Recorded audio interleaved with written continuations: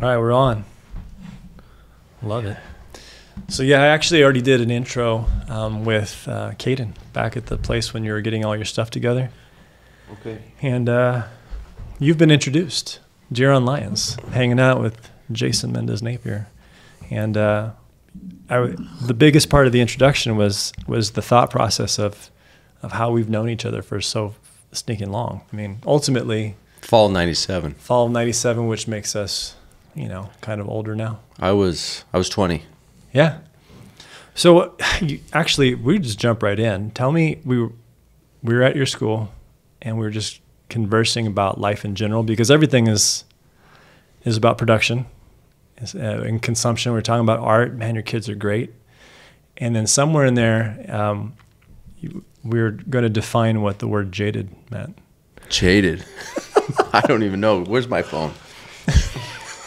Yeah, we got to start with definitions. So here's how I was entering into the word jaded. As a teacher, 25 years in the profession, right?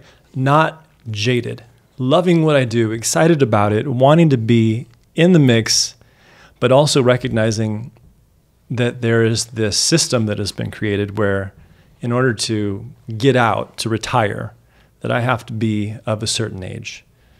And about 10 years ago, I looked up retirement, and I realized, I thought I was close.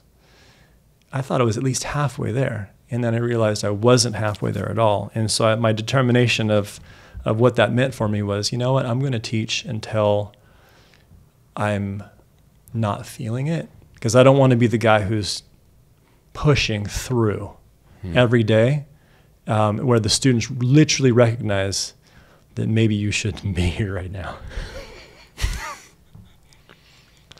What'd you find? So I'm always very careful, to try to consider definitions, and we throw words around, right? And people use words in colloquial ways that don't always line up with the dictionary definition. But jaded says tired, bored, lacking enthusiasm, typically after having had too much of something. Wow. And I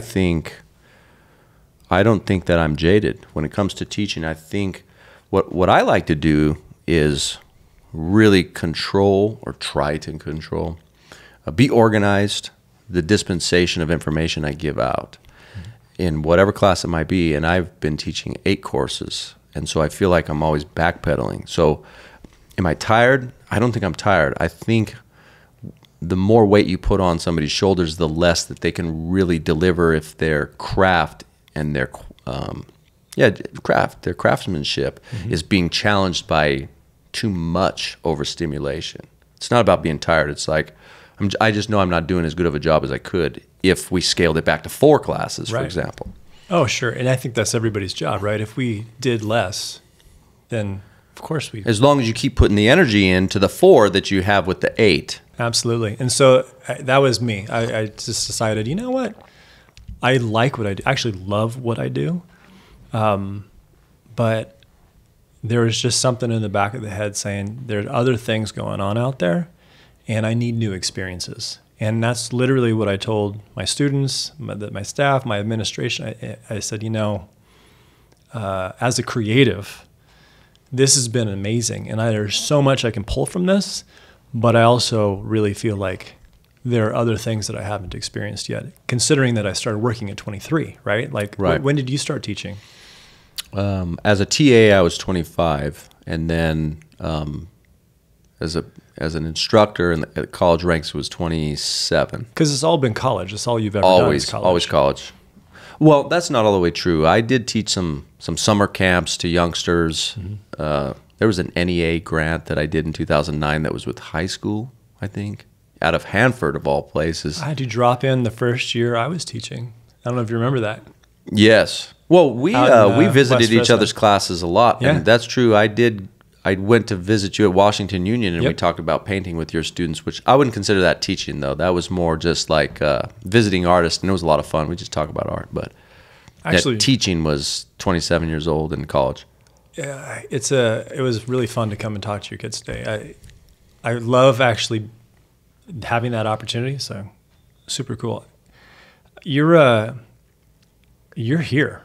You were talking about other employees of the area who are driving in like hours to be here. Fresno even. Fresno. That was a long drive. But you actually, I was thinking earlier, Diran's almost sold out to the school, and then I changed that. I said, no, he's more bought in. Like, you're so bought in, you literally moved. I'm grafted in. Bought the house, and have been putting all of your time and energy into the house, as well as obviously teaching. Well, yeah, I see them as reciprocal. The teaching is funding the housework, but the housework invigorates the teaching to some very important degree. So I've always been super, super impressed, though, with your artwork that you've made it, because the scale of it, not just the financial scale of it, but a lot of times the size of these things and your process is like way over the top. And it almost feels like your house has become the artwork for the season. Like you're literally creating shows that are about things you're doing right outside the door. Right. Well, yes, I like to do gallery stuff so far as I'm being invited or friends are up to something. My friend William Raines actually has been doing this summer art stuff with Fresno State, CSU Summer Arts, and he's invited me to have a gallery show. 2022 is an interesting opportunity to talk about the Anthropocene and climate change and very impressing topics. But after that experience, I said, you know what? I need to concentrate really on my property, because I can invest my energy and my time and my capital into that and try to do something special environmentally speaking anyway. So I'm out in the backyard. I planted like 35 trees, fruit trees back there, created a kind of a land artwork where it's actually producing fruit, you know, something that you could eat. And I've enjoyed cultivating it, using all this granite rock to create berms, and it's just like pathways that are lined with rock and different tiers. So, but then when it comes to time to think about the house, you know, I don't want a bunch of blank walls, so I got all these fakes. Here's the thing too, you came to visit me, and a friend of mine, Matthew Potter, came, and we were both, when you came to visit and when Matt came here, both walked in. First thing you see when you come from the kitchen is this fake Rothko that I copied, and both of you laughed. Yeah. Like hard laugh, like Dave Chappelle was in here, or Carlin, and somebody super funny. Right? I love that you caught that, because you asked the question. You're like, so tell me what the purpose of the laugh was. Was it because it was, I want to say not done well, or maybe it's just a joke, or if it was more like there's something about it that just felt. It was hilarious, because I know you, and I know you don't have Rothkos, and I know you don't have Mondrians, and so the concept of having any works of art that would be worth millions and millions of dollars is hilarious, because they are done so well. It kind of feels even more, I don't want to say laughable, but it was fun to see them. And you have so many of them, and I'm trying to figure out, is it just decorative? So this is really good. Once you laughed, and then Matt came to visit and he laughed, I decided, okay, anybody that comes in here again and laughs, you get a 3x5 lined card, and you have to write down, this will be an art piece someday, why are you laughing? That's number one. Yeah. And then to answer your other question is, you know, I don't want to just make fakes just to make them. Obviously, the 80s ran through that idea. We've been running through it ever since, the simulacrum. What does it mean to make something that looks exactly like something else, but not be it? Yeah. That kind of question is redundant and older. It's tired. You want to talk about jaded, that question is tired. What I'm interested in is sparking humor. And Rothko said, actually, I want to make people cry when they look at my paintings, just like people would be moved to cry when they're at a symphony or whatever. You know, music makes people moved to deep emotion. Why can't my paintings do that? Well, I want to say, why can't I make the most boring paintings ever that look just like a Rothko, but they don't want to cry, they want to laugh. That's what I was interested in. Not the redundancy, not the copying, but the snarky humor. Yeah. No, it works, because if I'm going to a museum and seeing a Rothko, I'm probably going to cry. But yeah, coming in here, I'm definitely. Here, it's like there's some form of, you know, SHIT talk. You know, there's something going on that's critical, I think, of capitalism. I bought this 1936 house, right? So it's period sensitive. These pieces are made around the time when people would have been, you know, thinking about Rothko or thinking about high modern art. Yeah. And so it seems appropriate on one level, but at another level, it seems like where have we just decided that art was completely about laundering and money and all these interesting issues, and it's not really about the appreciation of the work as much as how much that thing is worth. People always ask, 100%. How much is that worth? What are you making off of that? Yeah, and not me, but the students will ask, but how much is that in the book worth? 100%. And not the content of the work. But as an artist too. As an artist, you know you fielded the question at a show. You've had shows. I've had shows. If you're just kind of generically walking people through to kind of give them a vibe of what's going on, maybe they're students. They're going to ask. Like, they want to know. Or they will ask us. Yeah. Is that what you're saying? Well, even the questions how today much did you pay for that? Is what is the appropriate manner of charging someone, right? I think this is the number one question I think I hear from younger or more, let's say, inexperienced artists is, how much should I be getting for this? And they don't have the formula, right? Like I'm always like, you have to have a formula. It doesn't have to be mine, but if you don't have a formula, then you're just kind of throwing darts. Right. And well, they want a justification, right? Of, you know, how much should I charge for this? And it sort of feels like they're, you know, being validated. Yeah. And I don't think that just if I make a good knockoff that it validates anything. Again, it's just trying to create an ambiance that is humorous, actually. No, it's fantastic, and it totally works. And I like it for so many reasons other than that, because I like modern art. Yeah, well, and then you have that angle too. I enjoy it. We're talking, I mean, I was just thinking about the other aspect is the fact that we have an audience right now, right? Like, we're sitting here talking to each other, but we're not necessarily considering, or maybe we are, I'm in my mind, thinking about how someone is listening to us talk. They're processing the information, and a lot of them are probably like, I don't even know what you're talking about. We don't even know what you're talking about. I don't even know where you're at. And I think that's the fun thing to make fun.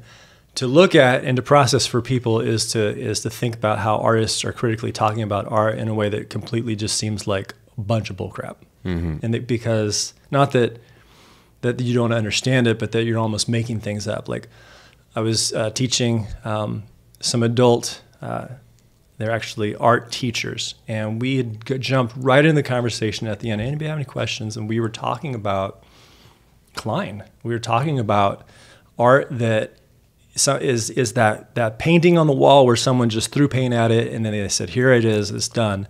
And she just said, I don't understand.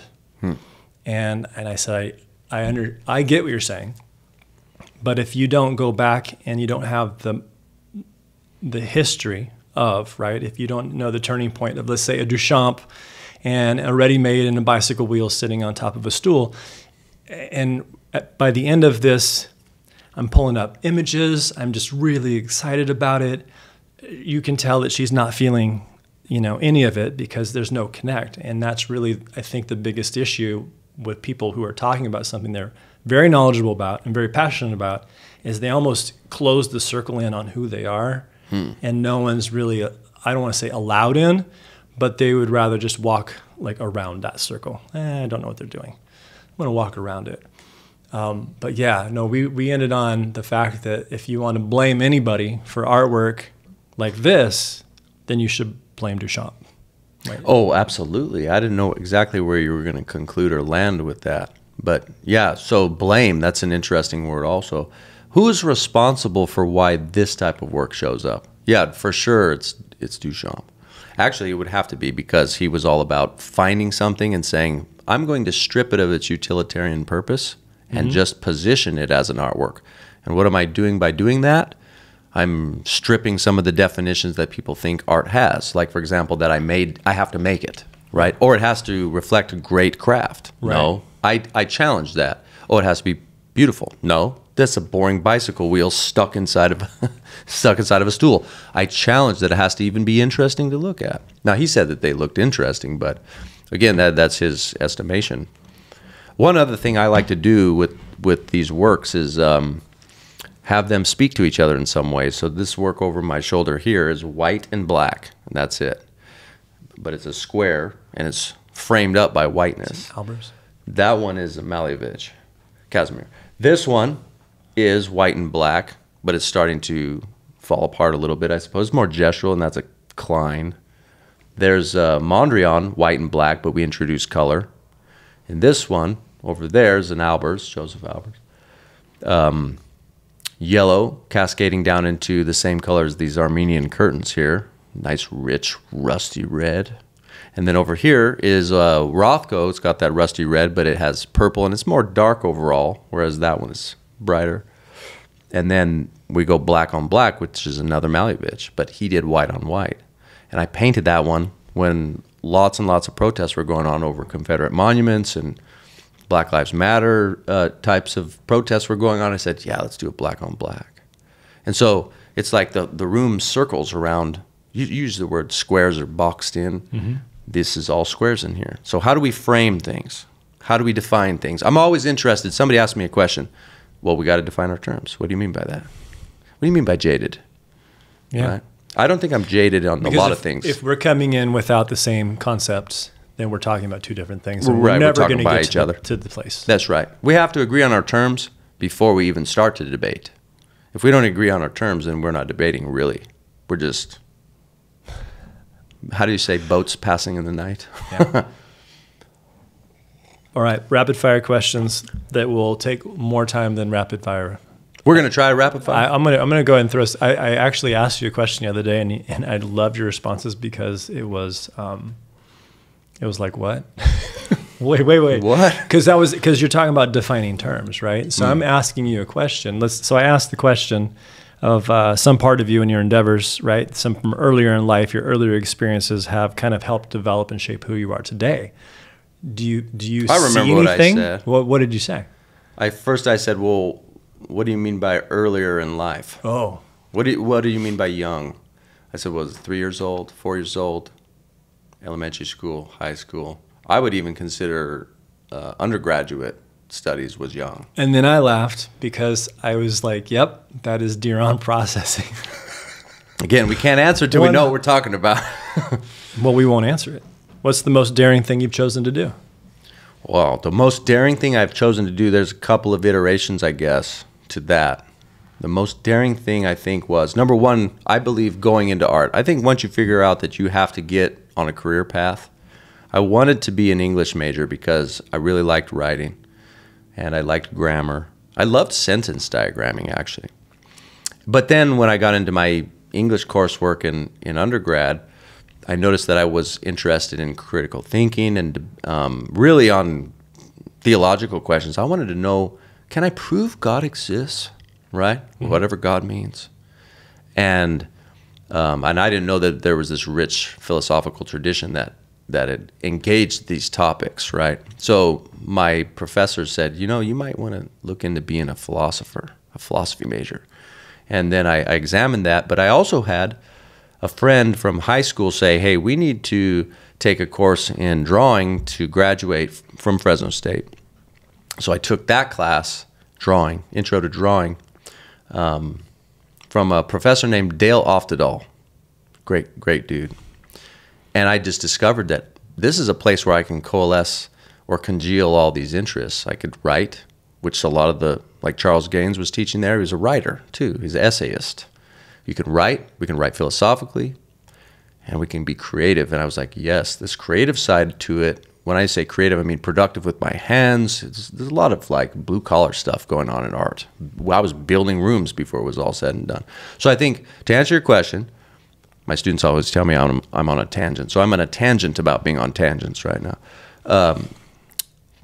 The challenging thing or courageous thing was to become an artist, to say I'm going to do this. And then 1998 came 2 years later, and I said, this might not be the most lucrative thing, and it's extremely challenging to do. It's hard.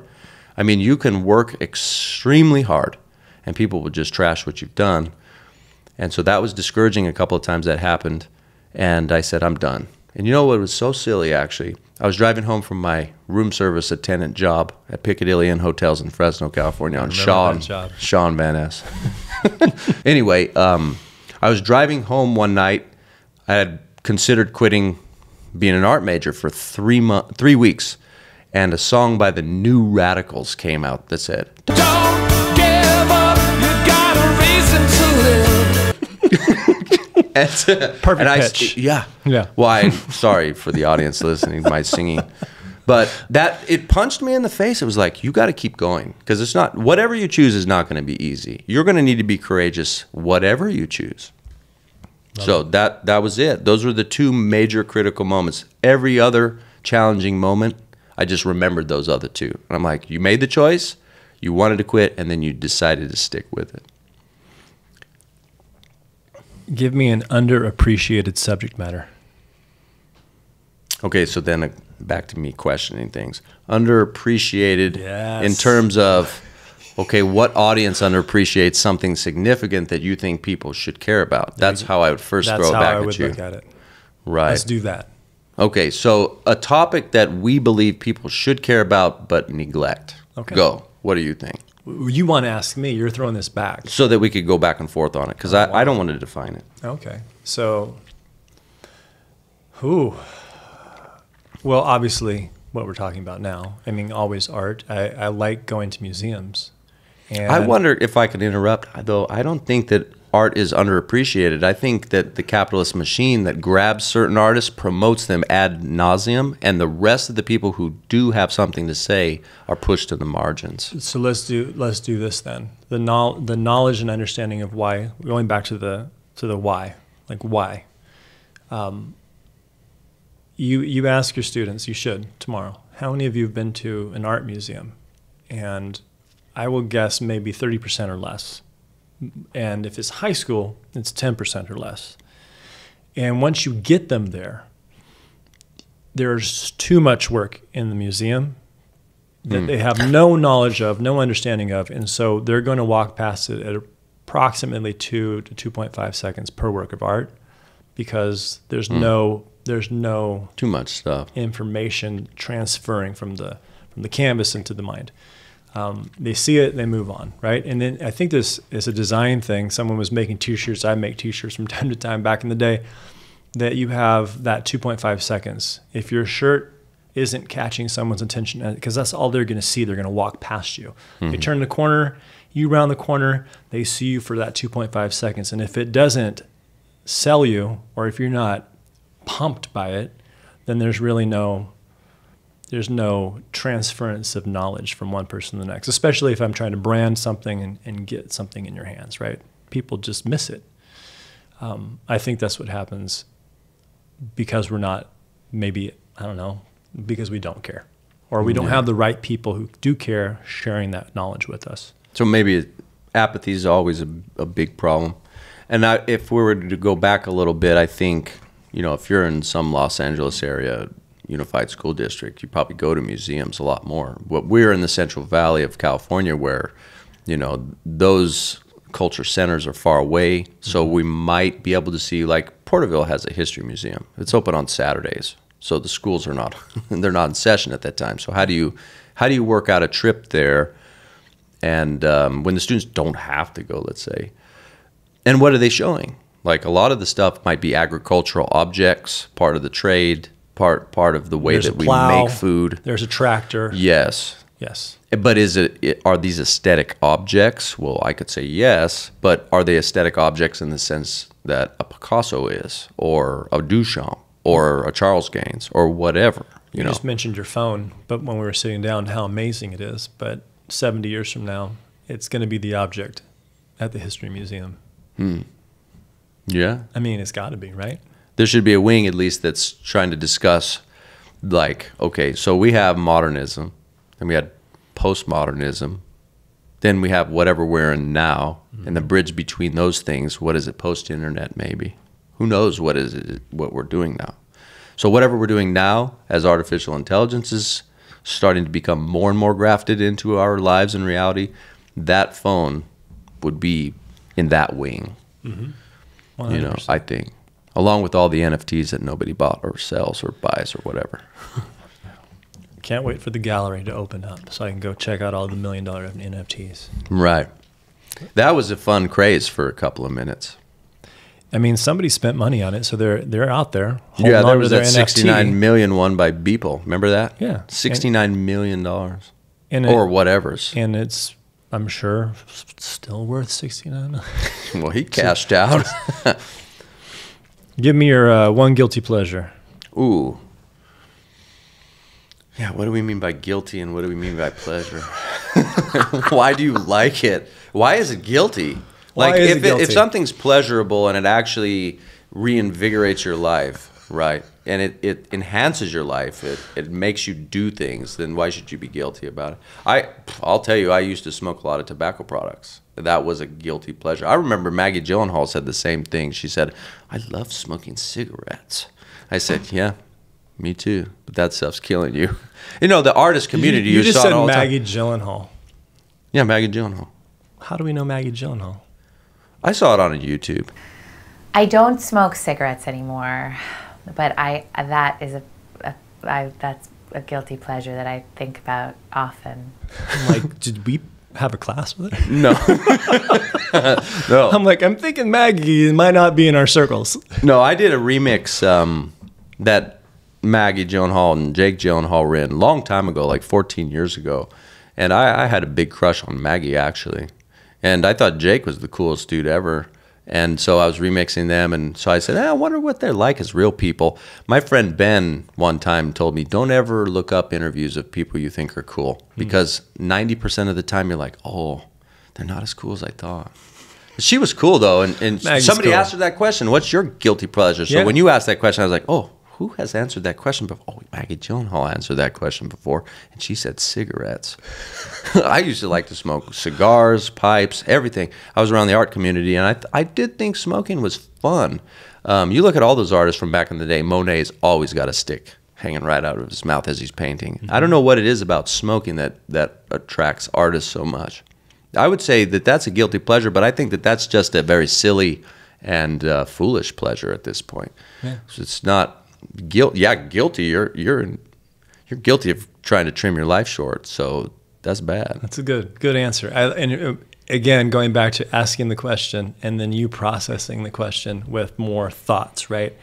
And I don't know if you know this, and maybe I've never told you, but we've been on a lot of trips in the car for hours and hours, so maybe I have. That group of us that I keep bringing up. Do you remember going to Denny's? Yeah, because I think every so. college group's going to go to Denny's and we're going to hang out. And I think my wife came one time and she was animately like, yeah, we don't have to do that ever again. She didn't want to be invited to that. She was so, it was hilarious, first of all, because it was this back and forth where we're critically thinking of something that really doesn't necessarily need so much added critical thinking. But we're processing it, every single word. What does that word mean?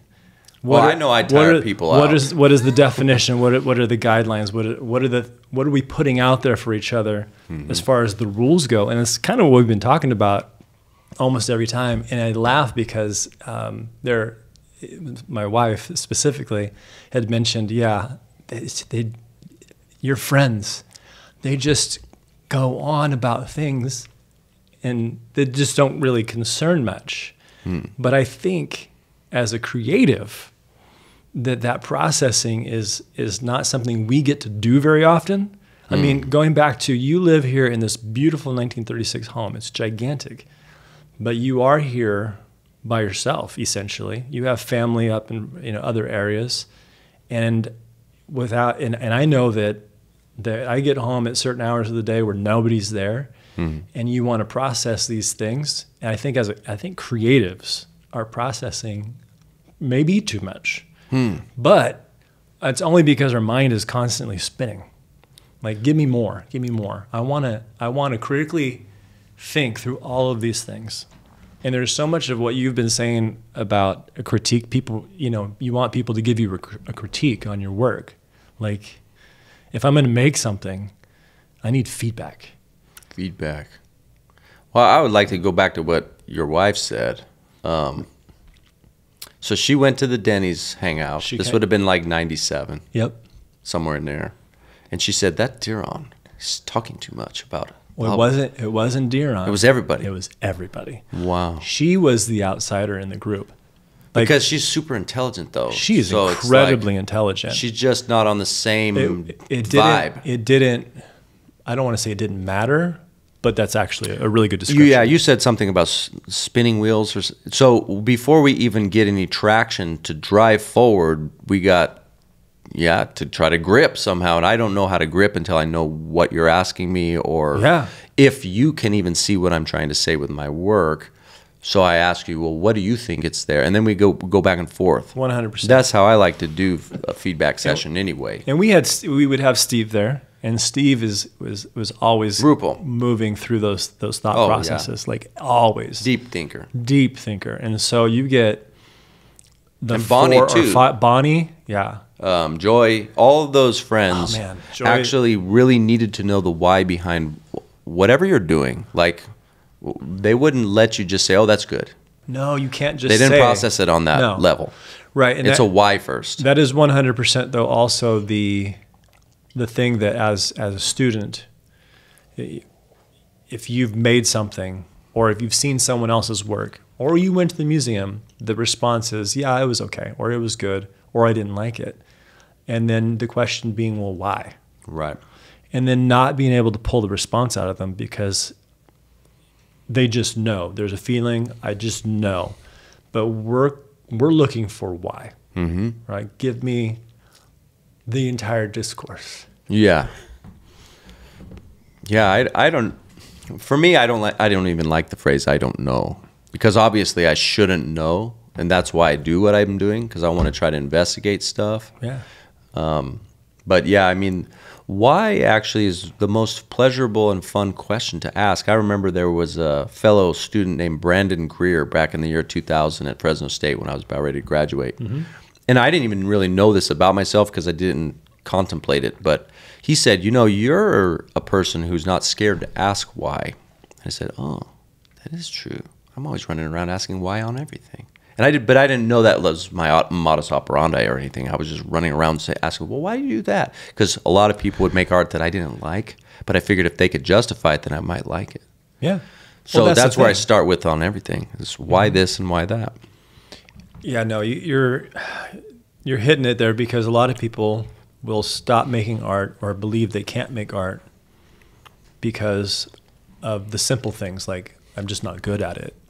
But if you can apply the thought into why the art was created in the first place. And I would ask people, why do you think you're not good at it? Yeah. Right. Well, it's not what matching. Definitions are you matching? Right. You're matching up. You're comparing. It's always a comparison. So if I am not capable of, let's say, taking, you know, graphite and moving it around on some substrate until it looks like a Da Vinci, then I'm not good enough? That's your if-then? I'm always doing if-thens, too. Like you said earlier.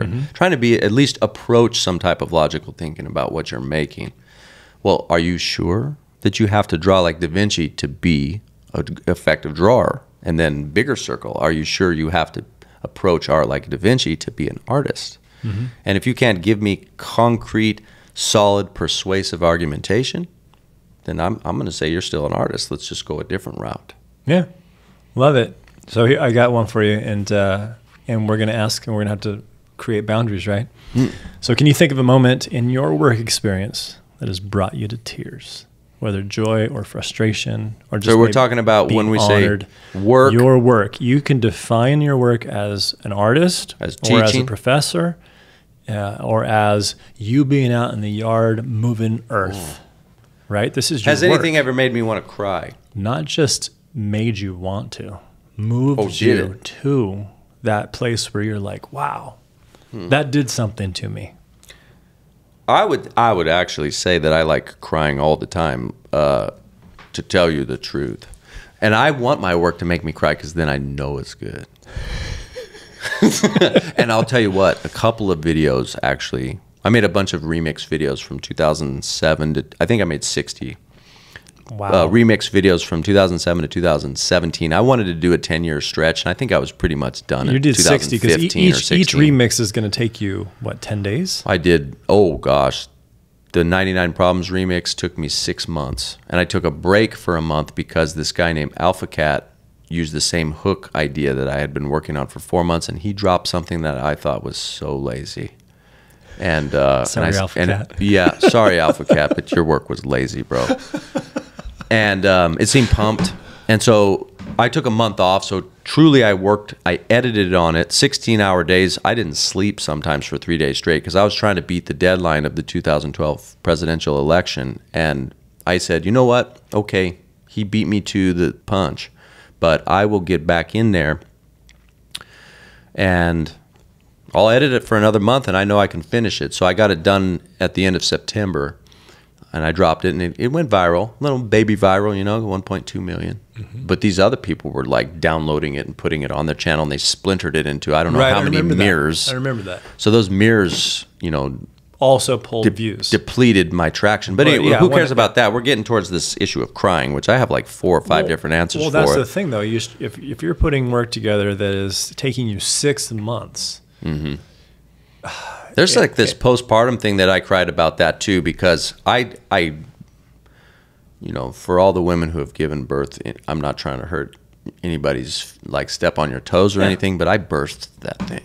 Yeah. Like it was hard. I didn't sleep for 3 days, many, many, many times. Right. I put it out, it went viral, and I sat down. And then 2012 viral at 1.2 is actually a pretty good day. That was pretty good. I was crying out of happiness, like how somebody would go to a wedding and be like, "I'm so happy for these people." I was like, "Yes, this happened." Because I had never gotten really any exposure like that, so that made me. I was elated. Yeah, But other times when you cry, I guess for me, I'll be out there and I'm gardening, and your body is physically exhausted because you've been working for 6, 8, 10 hours straight. It's 105 outside. Your knees are just chewed up because my knees are just roasted by that time. Yeah. And then you just sit down and you're like, a tear will drip out because you might have been thinking about your dad who passed away. And you're like the whole day thinking about him. So it might not even be about your work, but you know that you became a wannabe farmer because he was. You're moving into that realm of peace and of quiet, of almost solitude, where you're resting on these thoughts, right? Yeah, you hear so many thoughts about the past, nostalgia, family. My great-grandparents were farmers, and it's like, this is for them. And so then you feel part of this history thing. Yeah, 100% legacy. Yeah, just totally a legacy project. Pulling forward right into your life. Yep, and then it's also commingling with a missing or a grieving. You're grieving your pop. Yeah. So that's just 2 answers: so happy and then so happy sad. Right. This sublime thing of pleasure and pain. If you had a tour through your house, you're going to have people show up one of these days. I actually believe this, whether you want it or not. I feel like you've created what do you want to call it, an experience, something that could be a little bit experiential. Like this would be a cool place to have a meal, and sitting in a room. What do you call that over there? It's not a den. The big room? The big room. You call it the big room? With family, I call it the big room, the brown room, because everything's brown over there. Is there such a thing as like a library or a sitting room? It feels like it's a sitting room. It's a sitting room. Living room. In 36, it would have been a sitting room, right? Yeah. We're going to go in there. We're going to hang the room out. in there. Yeah. Yeah. Yeah, the one where you have with the Pollock. Yeah. I got a Pollock in there. Why wouldn't you have a Pollock? I mean, why wouldn't I have a Pollock? No. But I needed Charles Gaines too. And in here I have a Duchamp.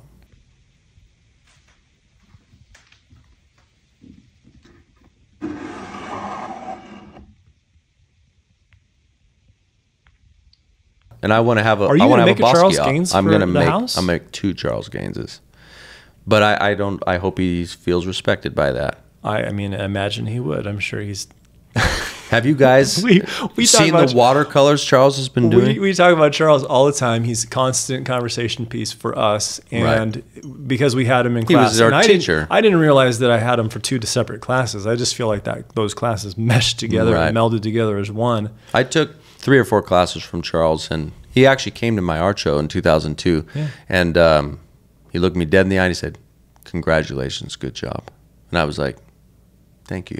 You want to talk about crying again? Yeah, I was going to say that could have been a crying. That could have been a moment. Yeah, because you know he went with William to dinner later on that evening, I think, or shortly thereafter, and he said, "You know, Diran's making some good work, man. Well, plug me in then, Charles."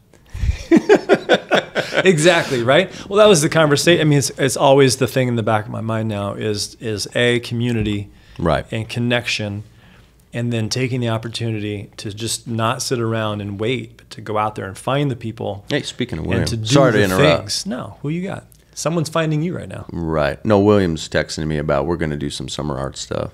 So who's William? And why William Rains. William Rains. Shout out to William Rains. Is the coordinator director of what we call Art Anthropocene Action, and it's a program with summer arts that Fresno State hosts, and we're just trying to make youngsters, undergraduates mostly, make artwork that's sensitive to the environment and the concerns of the environment. You guys had a show that was based on that at an art hop recently. Yes. Yeah, I remember. That's to William. That show. Yeah. Okay. Gotcha. William owns that gallery. And I think that's one of the things that, speaking of underappreciated and undervalued, is making connections and community. We talked about it today. Telling the students, if you're going to do anything at all, you need to find people. Mm-hmm. Right? Find your tribe. You have to find a tribe, and then you have to find the people who are maybe willing to buy into what you're doing, find you that job, connect you with the other person, like you said. Right. Hey, Charles, hook me up. Yeah. You have the keys, man. Yeah, it really does feel like he does. And it's almost like people, when they get in that position, very powerful. They can just plug people in. So it's like that. I feel like that's everything in your house. When you start thinking about like the 60s, 70s, and 80s, it's all New York, right? It means so much of it. If you knew the right people, especially the art critics, right? Or the people who own the galleries, maybe the artist, because I run into people who are like, yeah, I got to hang out with Basquiat. Well, he's an artist. This guy is an artist also, but he's not a Basquiat. No one knows his name, right? So it can't always be knowing the right person. Right. And nowadays it's like what you told the students too. The world is not New York, and it's not L.A., and it's not Paris. It's not these big cultural centers and metropolises. It's like the whole world is a tiny place, and it's living in your phone. And we were talking earlier, like, if somebody would have told me, hey, let's say in 1997, when I was sitting in class with you and Bonnie and everybody in Charles Gaines' class, you're going to have, hey, Diran, you're going to have a video. You're going to make a video. Ready for this? You're going to make a video. 20 million people are going to see that video. Oh, yes, I'm going to be famous. That would have turned you on, right? I would in a have heartbeat. I would have thought, what is my future going to look like? And here I am in a really tiny little intimate town, and I can walk down the street and nobody even knows who I am. Yeah. They don't even know you. They don't even know I'm an artist. The guy that lives up in the house. No, they wouldn't They even don't know even that. know that I live in wouldn't even some know that. house. No. Yeah, the guy with some fake Rothkos, they don't even know what a fake Rothko is. 100%. It's interesting.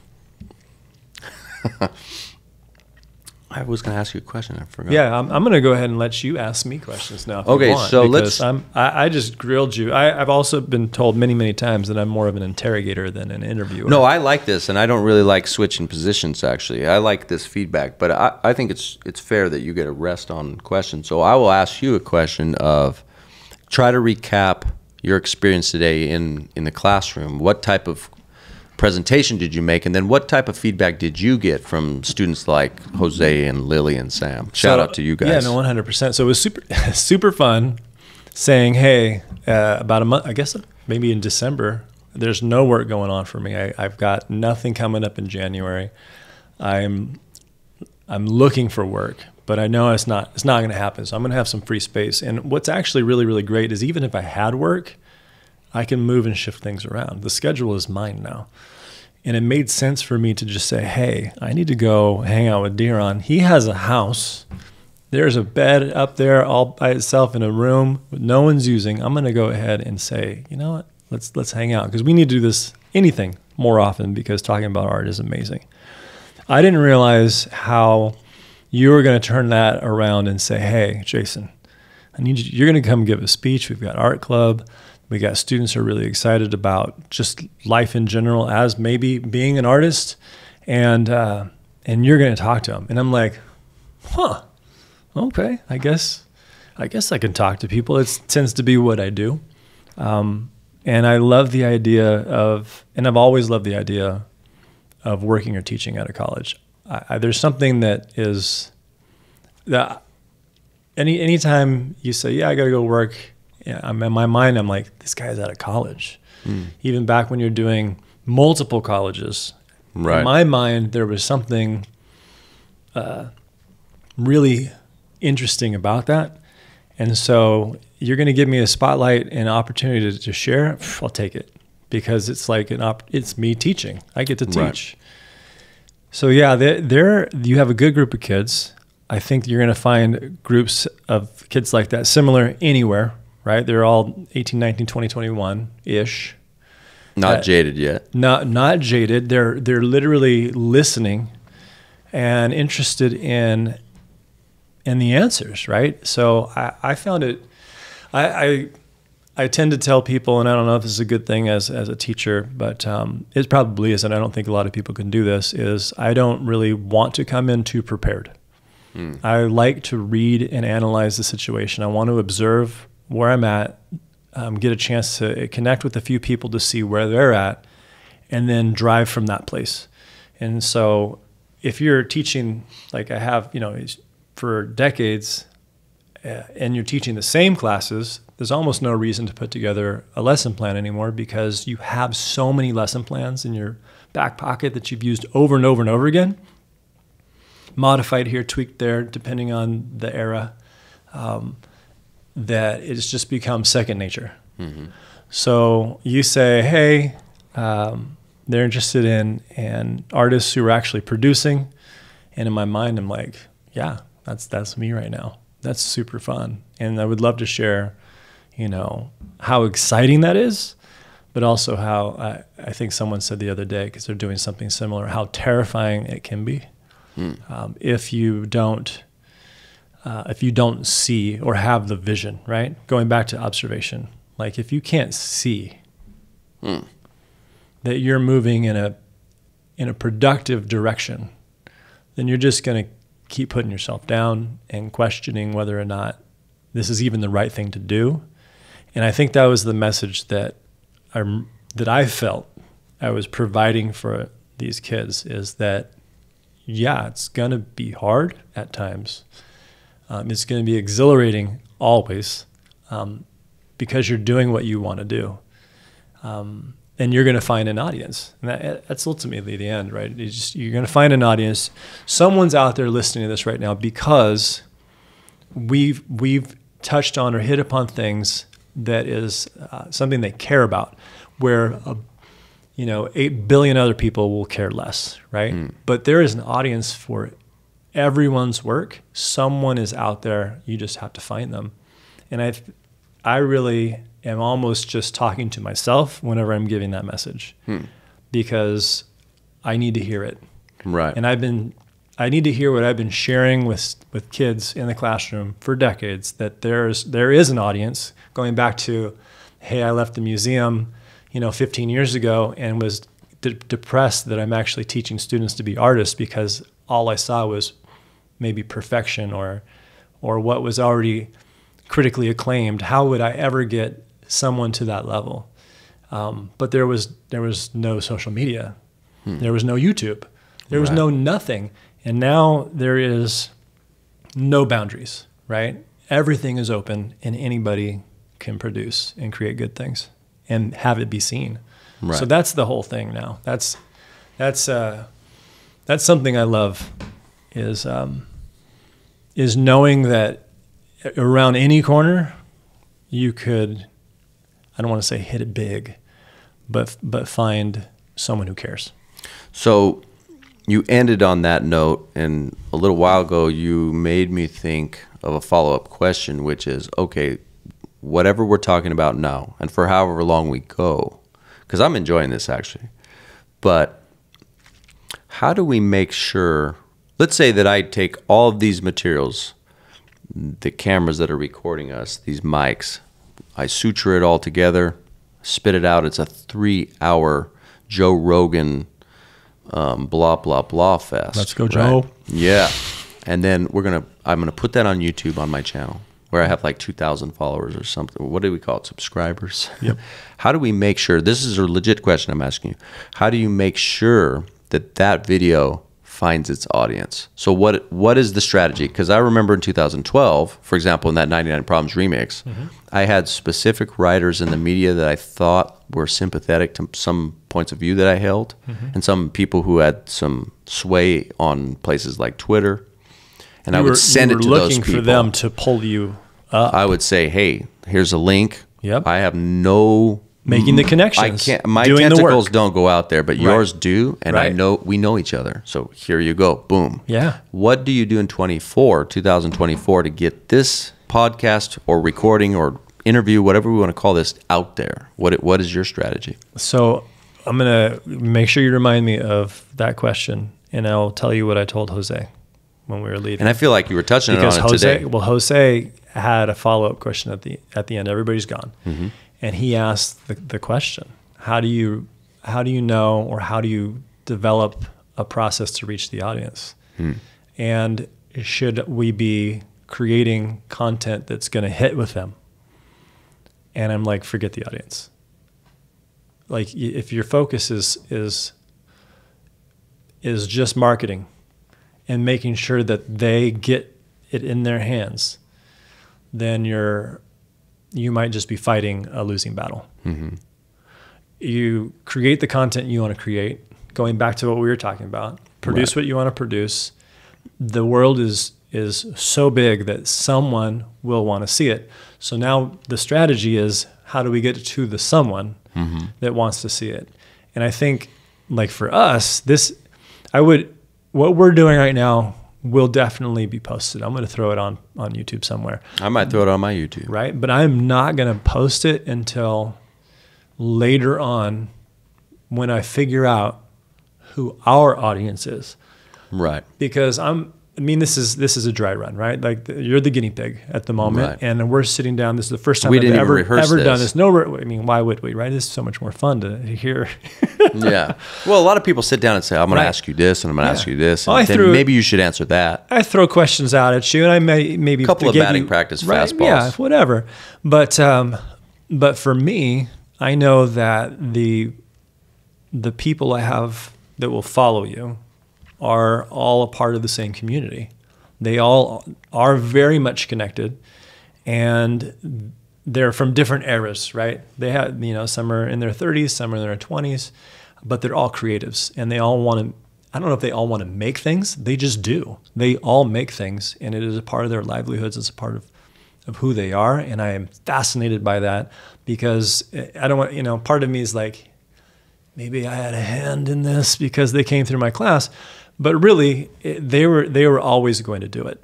They were always going to do it. And I want to connect with creatives because I don't do it enough. You probably might not even do it enough.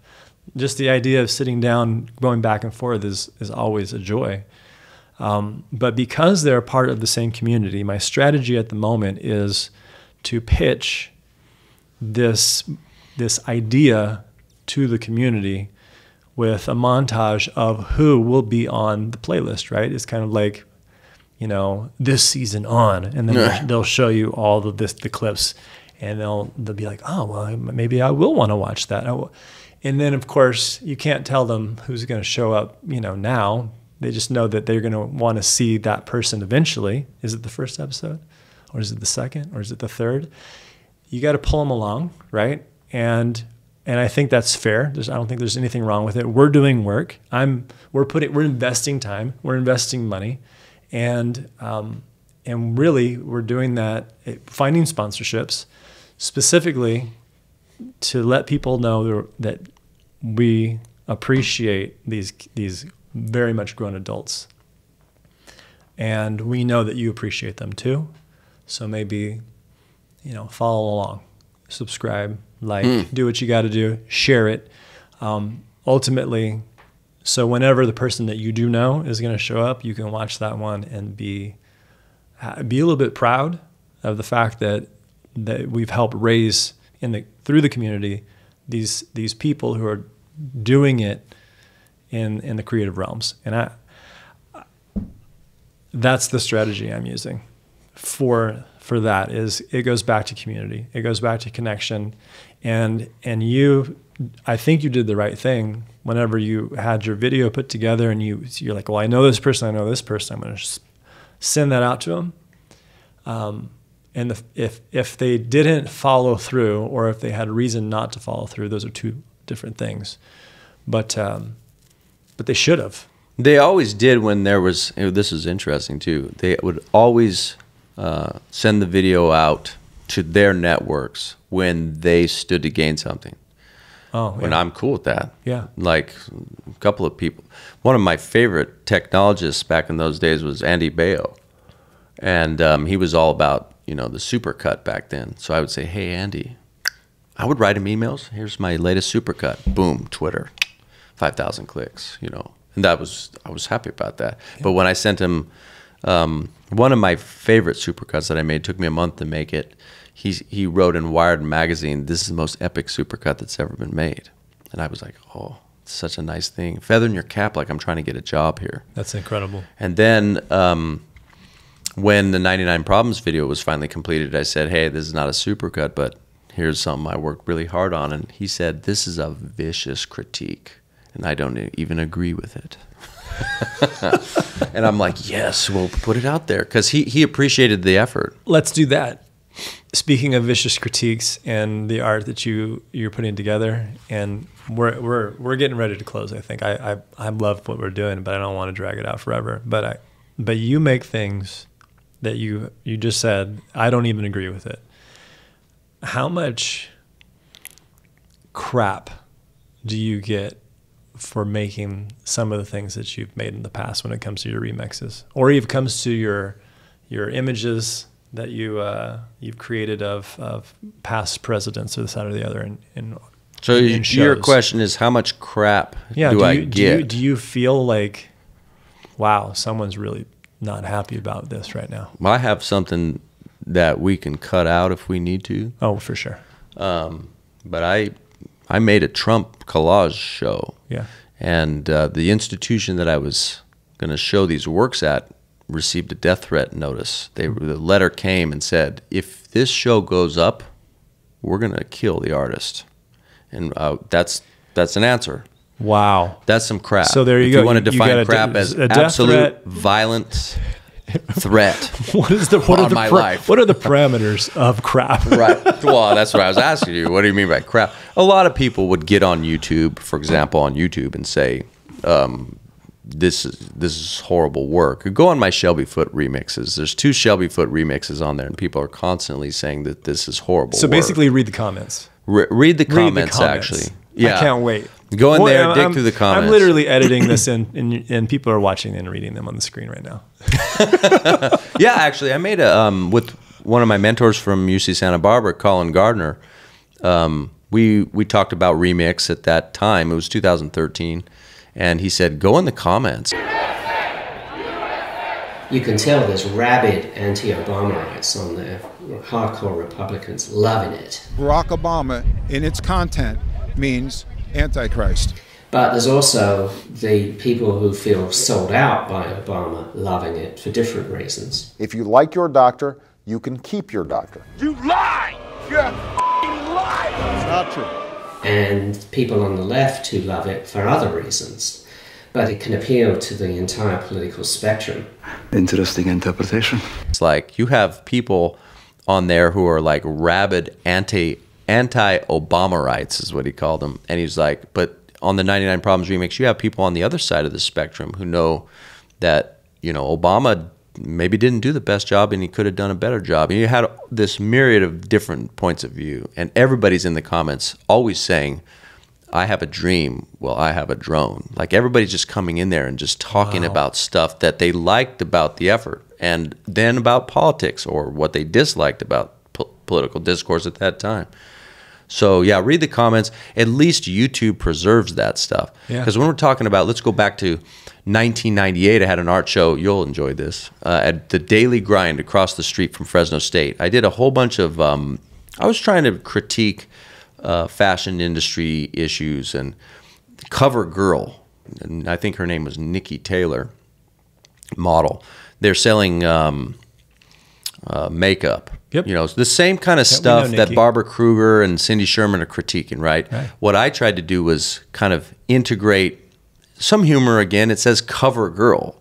So I started to paint and cover the girl, right? But there was some snarkiness to it with that gesture. So I had the entire wall across from the coffee bar filled up with all these magazine tear-outs of paint dripped all over their face, you know, and people were in there with their car keys and psh, psh, they were smashing through the glass that's protecting the works.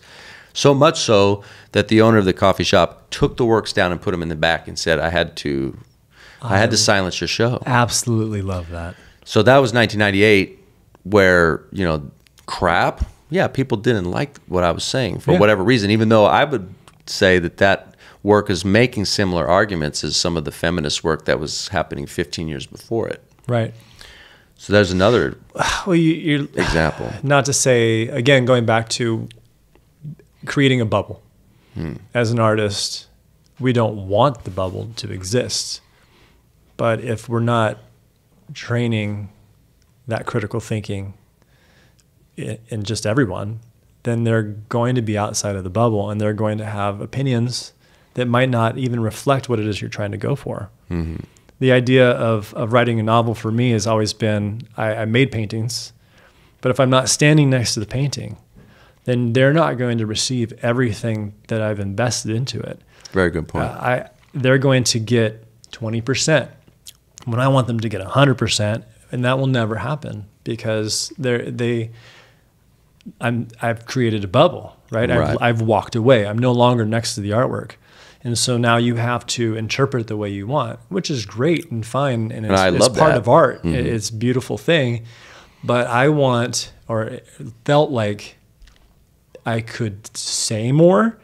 And the only way to say more was to actually physically write down every single idea. And so, and I mean, even my artwork, you know, most of the things I do has text written all over it. I'm literally using words very, very often in my art because I want to convey more than just an image. I want to do both. And I'm like, you know what? I have a story. I want people to understand it way better than just standing looking at a piece of art. Right. And so writing a novel has always been, I didn't know it was the thing I wanted to do. I realized what I wanted to do was make a movie, but I don't have movie money, right? Yeah. I mean, the fact that even if you have this equipment, you gotta have money. No, there's no money for me to invest in those things, and so I'm not going to make a movie. I'm not a director. I don't have connections. Oh wait, people are writing novels. I just need a story. I just need to be able to overlap this epic idea of characters and fictitious things of people that do not exist, and place it over the top of what I want to share. And that's been the fun. You made me think of so many things in that situation just now. What's interesting too is I remember people, going back to your crap people would give question, they would say, well, you're saying all these things as you try to defend your work, but these descriptions are not in the work. I said, oh, that's an interesting word that we can unpack. Like, what do you mean by in? So, for example, when Caravaggio paints Acts 23, Road to Damascus, Paul's on the ground, but it's pure black background. Where's this blinding light? He's referring to Acts 23. There's a horse and a man, and that's it. So Acts 23 is not in the work. It's Caravaggio made a reference to that literature. And there's a little bit of a need for you as a viewer to be creative in your interpretation of this visage he made. But it's not in the work. We don't have time for that. What do you mean? As a viewer. No. Well, I don't know. I think the metaphor of in the work. I'm here for coffee. Right. No, I mean, we would go back and forth in graduate school about what does it mean for your work to, I think what we were doing, what they were doing, my colleagues, right, was trying to figure out how does your work signify and signified couple up. And I don't think it has to couple up. I think that you need to have some motivation or some impetus to talk and speak and create.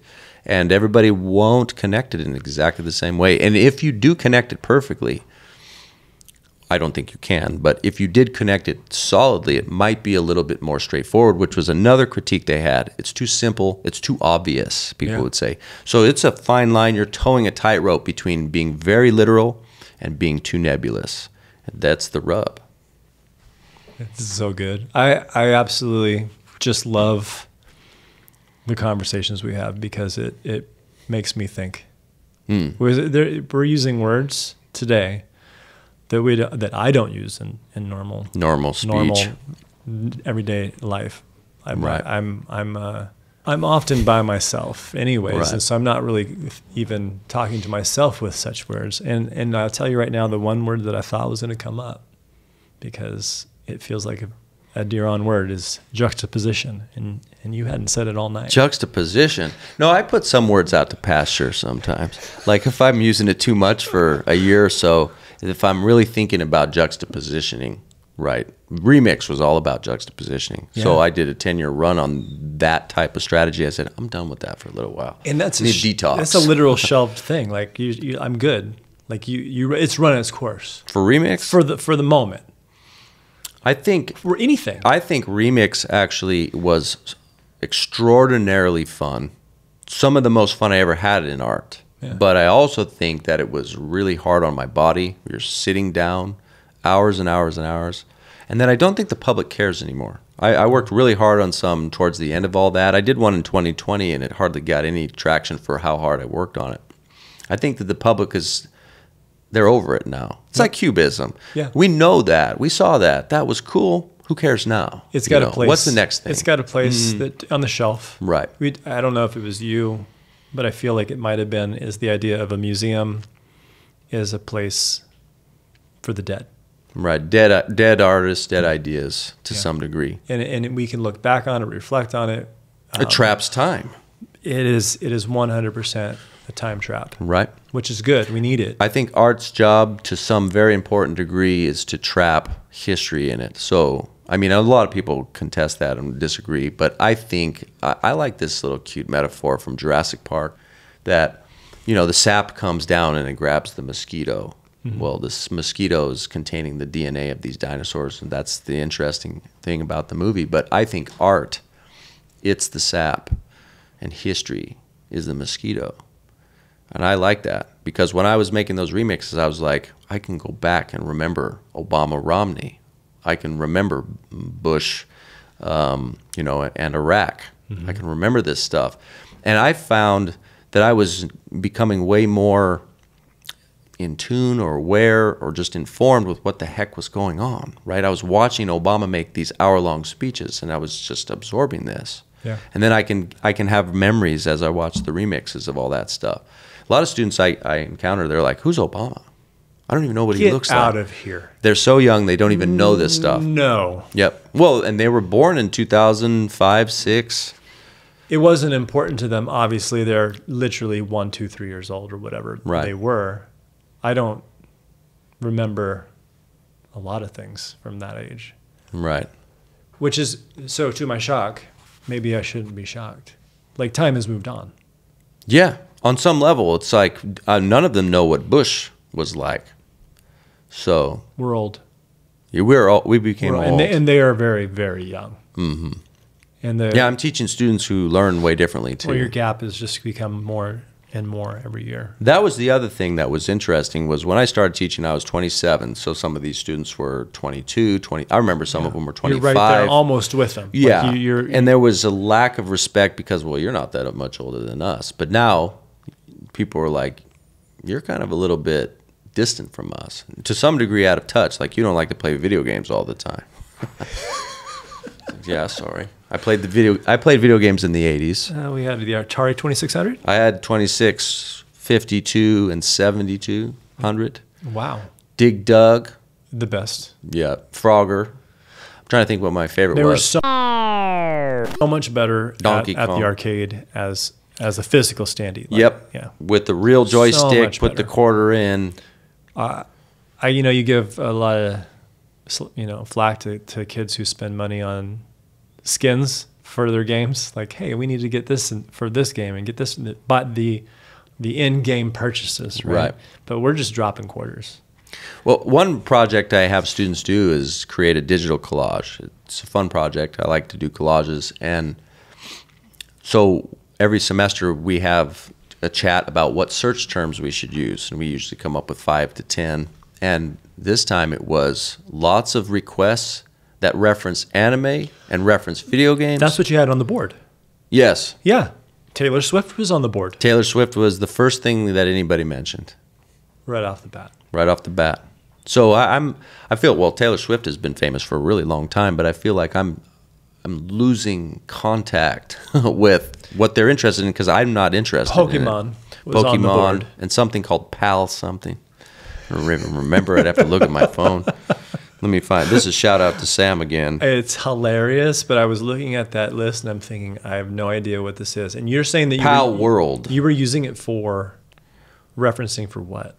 So what we do is you have to go through some search engine, let's say Google, Okay. and we have to agree on what the top 10 search terms are, and then you are going to collect images and then cut them out from these search terms, and then you just compose them. Yeah. So Taylor Swift, and I said, what if we did this year? We give some options where things kind of have overlap. So we said music would be the search term that then folds out into Taylor Swift, which then parlays into NFL, which then parlays into, they came up with a rigged. So that's category one. Which is interesting because we're just brainstorming. We're going from one thing to the next. Word association. I love It's that. association. I love that rigged popped up with them. Right. Because in my mind, I'm thinking we're talking about 28 teams in the NFL or whatever it is. Mm-hmm. How? Like in my mind, how is this even something that passes as a plausible idea or concept that something would be rigged? Right. But it's out there. Well, people have just a lot of distrust of this huge corporate stuff. Willem Dafoe was, I said, why did you guys put Willem Dafoe's name up there? He's one of my favorite actors. Yeah. He's one of my favorites. So how are we connecting here, everybody? Why do you guys why did they put Willem Dafoe? That's what I was asking. Yeah. And I said, you guys realize that Willem Dafoe in one career has been Vincent van Gogh in 2018, 40 years before he was Christ. And then they said, yeah, but he was also the Green Goblin. That's exactly what And I I'm thought like, they would have got him. Yep, that's what got him. Mm-hmm. So I said, okay, guess what? If we're going to put Willem Dafoe as a search term, I'm going to unfold some options. I'm going to put Christ there. I'm going to put Van Gogh, and I'm going to put this Green Goblin. You choose however you want. And I'm curious to see, okay, what do you choose? How do you connect Willem Dafoe to these other? Can we see some of this artwork whenever we're done? It should be done in the next 3 weeks. Yeah, I want it. I'll send you some. Yeah, no, I want it for this. And I follow my students and I encourage them to just post your work online. Yeah. So I'll distribute it to you. Yep, and I will steal it. Capitalism, Capital One, housing, inflation. Like these are real concerns. Yeah, these are good. Yeah. So anyway, I love that assignment.